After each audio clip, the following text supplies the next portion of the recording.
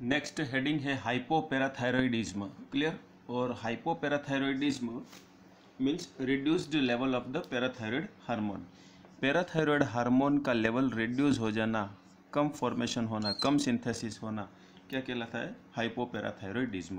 Parathyroid gland का under active होना या कम एक्टिव होना क्या कहलाएगा? हाइपोपैराथायरॉयडिज्म। पैराथायरॉयड हार्मोन का दूसरा नाम है पैराथार्मोन। ठीक है, पैराथार्मोन। पैराथार्मोन डेफिशिएंसी के नाम से भी ये जाना जाता है, पैराथार्मोन डेफिशिएंसी। ठीक है, पैराथार्मोन डेफिशिएंसी। क्लियर। अब हम देखेंगे इंट्रोडक्शन में क्या क्या पॉइंट्स ध्यान रखने हैं। पहला, इंट्रोडक्शन। इंट्रोडक्शन में फर्स्ट पॉइंट हम यही लिखेंगे कि hypoparathyroidism occur when the either insufficient level of the parathyroid hormone. Insufficient. Clear. insufficient level of parathyroid hormone. Parathyroid hormone की इनसफिशियंसी को हाइपोपैराथायरॉयडिज्म कहते हैं। when it occurs when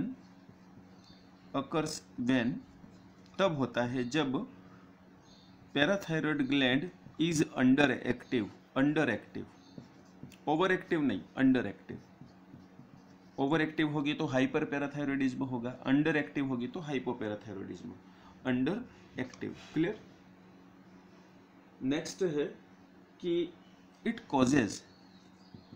causes और characterised by causes. Hyper parathyroidism क्या cause कर रहा था? Hyper calcaemia.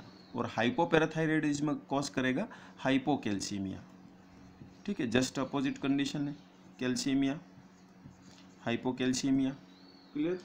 और जब कैल्शियम ब्लड के अंदर कम हो जाएगा तो कैल्शियम के फंक्शन क्या है? Muscle contraction. ठीक है, मसल कॉन्ट्रैक्शन और एक्शन पोटेंशियल। एक्शन पोटेंशियल को अपन यहाँ लिख लेते हैं नर्व स्टिमुलेशन, नर्व फंक्शन। ये सब फंक्शन क्या हो जाएंगे? रिड्यूस हो जाएंगे। क्लियर। तो मसल कॉन्ट्रैक्शन भी रिड्यूस हो जाएगा, जिसको अपन कहते हैं muscle spasm. Muscle spasm.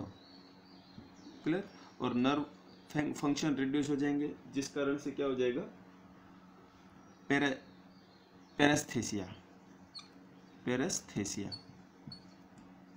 Sensation लो हो जाएंगे, जिसको अपन नंबनेस भी कहते हैं, नंबनेस।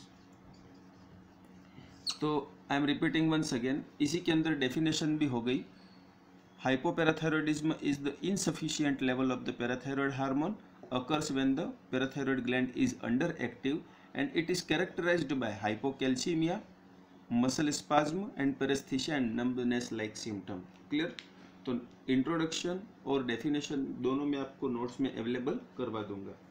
ज़्यादा इम्पोर्टेंट ये है कि ये कितने टाइप का होता है और कैसे कॉज होता है।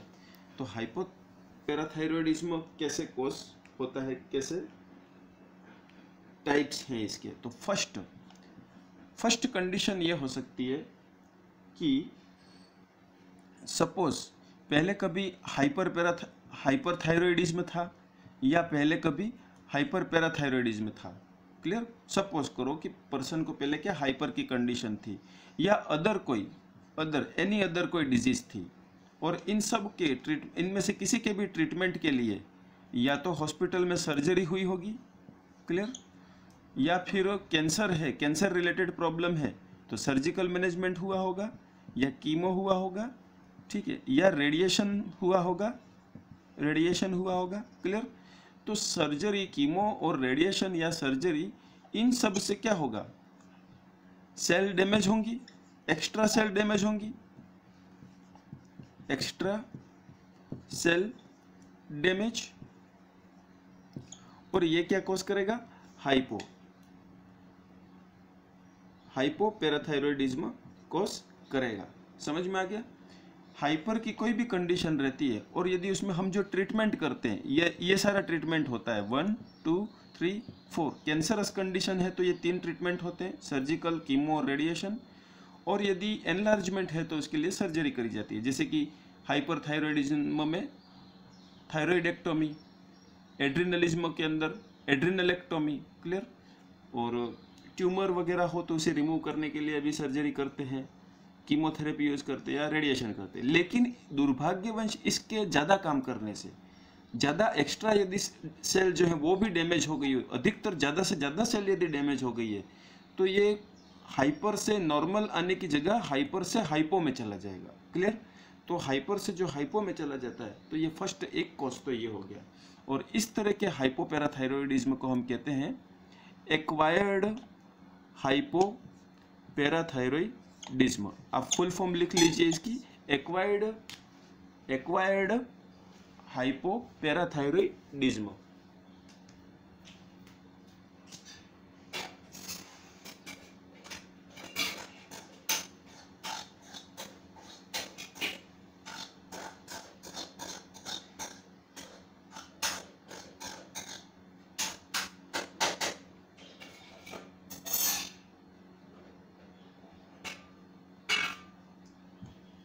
नेक्स्ट हम लेंगे दूसरा टाइप,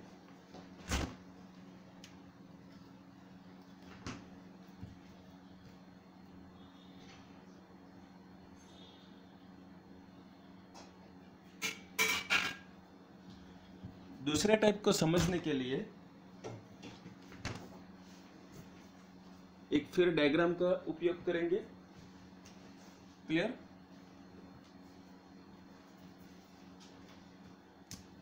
और इसके स्क्रीनशॉट आपने ले लिया होगा। नेक्स्ट दूसरे टाइप के लिए कि सपोज ये ऑटो इम्यून मेडिएटेड एंटीबॉडी है। कौन से है? Auto immune antibody. और ऑटो इम्यून एंटीबॉडी होस्ट की सेल को डैमेज करती है, थायराइड ग्लैंड को भी डैमेज कर सकती है, पैराथायरॉयड ग्लैंड को भी डैमेज कर सकती है। तो ये पैराथायरॉयड ग्लैंड से अब ये इसको डैमेज कर रही है। डैमेज करने से पैराथायरॉयड हार्मोन क्या हो जाएगा? सिंथेसिस कम होगा, सिक्रेशन कम होगा। तो इस तरह के हाइपोपैराथायरॉयडिज्म को क्या कहेंगे? Auto immune hypoparathyroidism. क्या कहेंगे? Auto immune hypoparathyroidism, clear. और इसके साथ इनहेरिटेड, क्योंकि ऑटो इम्यून डिजीज क्या है? इनहेरिटेड है, इसलिए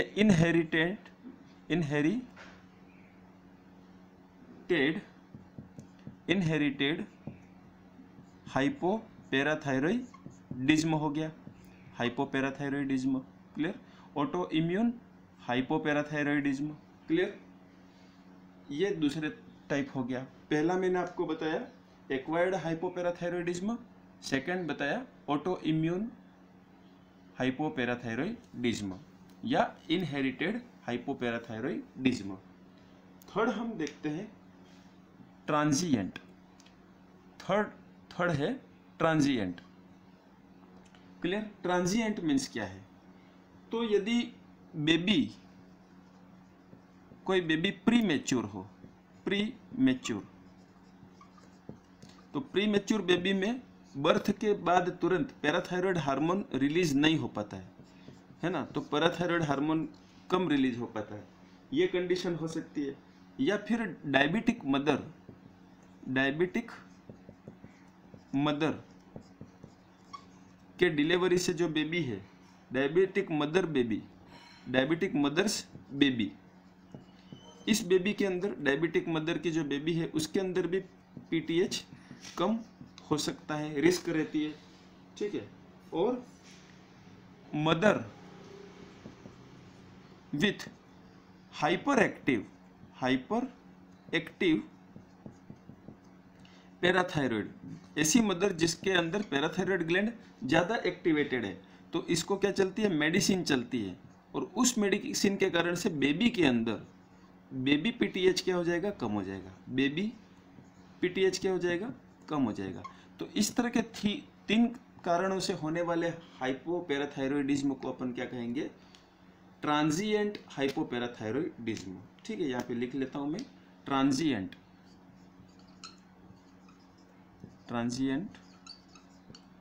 hypoparathyroidism, clear.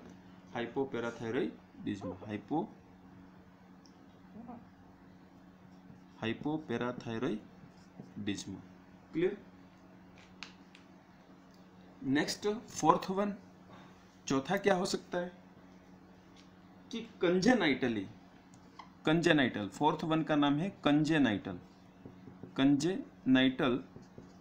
Hypoparathyroidism. Congenital hypoparathyroidism में क्या होगा,